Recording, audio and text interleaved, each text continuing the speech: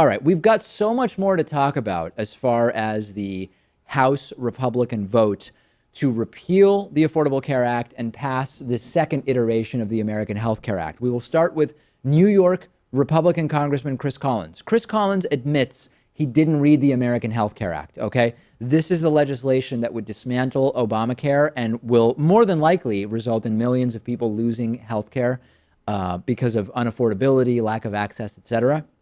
He went on CNN. He was interviewed by Wolf Blitzer.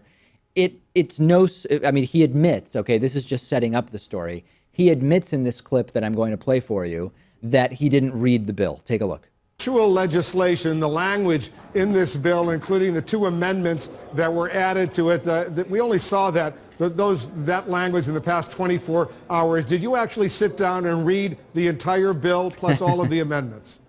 I will fully admit, Wolf, I did not, but I can also assure you my staff did. We have to rely on our staff. I had many meetings within Energy and Commerce with the chairman of Energy and Commerce as we discussed how this plan will affect Americans. I'm very comfortable that we've got a solution to the disaster called Obamacare, where just today we heard 94 out of 99 counties in Iowa will not have any insurance next year, and we heard today that Aetna pulled out of the individual market in Virginia. This legislation affects a fifth of the U.S. economy and millions of Americans. Don't you think it was important to actually sit down and read the language of this bill?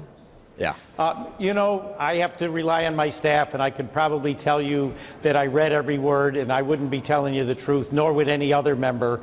We rely on our staff, and we rely on our committees, and I'm comfortable that I understand this bill in its entirety, Wolf, without pouring through every word. And I'm just being quite honest.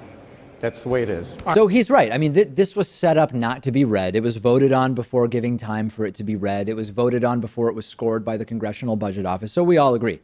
Out of curiosity, how does he know it will be better than Obamacare if he didn't read it? Well, don't worry about that. I guess his staff told him. So yes, this violates the pledge that House Republican leaders included in their Pledge to America called the Read the Bill Promise, where legislators would read the bills that they sign. I know that was a big thing that they promised to do. Didn't happen. Fine. Let's put that aside. So legitimately, he didn't read the bill.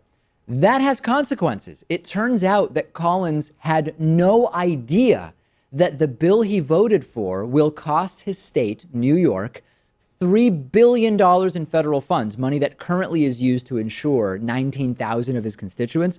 The Buffalo News is all over this story. And as they wrote, quote, told by a Buffalo News reporter that the state's largest loss of federal funds under the bill would be $3 billion annually that goes to the state's essential health plan, Collins said, explain that to me.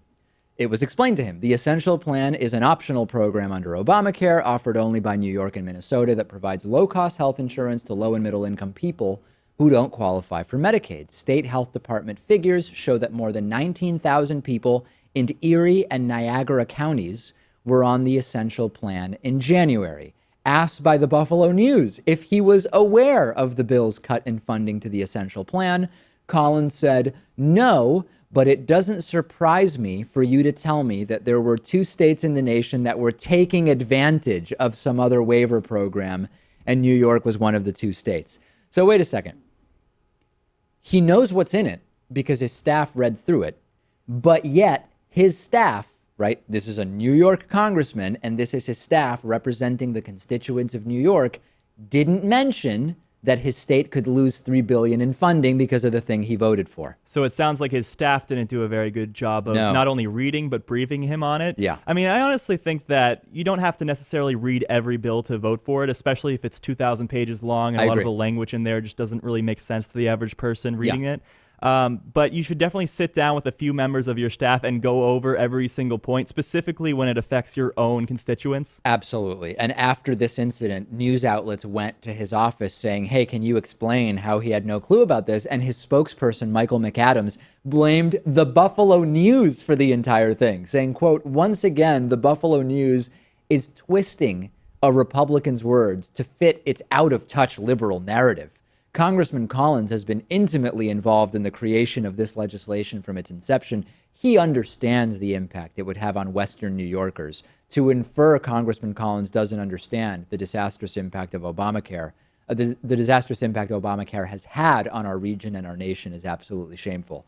Party of personal responsibility, right? He didn't read it. His staff read it, didn't figure out that this might cost New York $3 billion.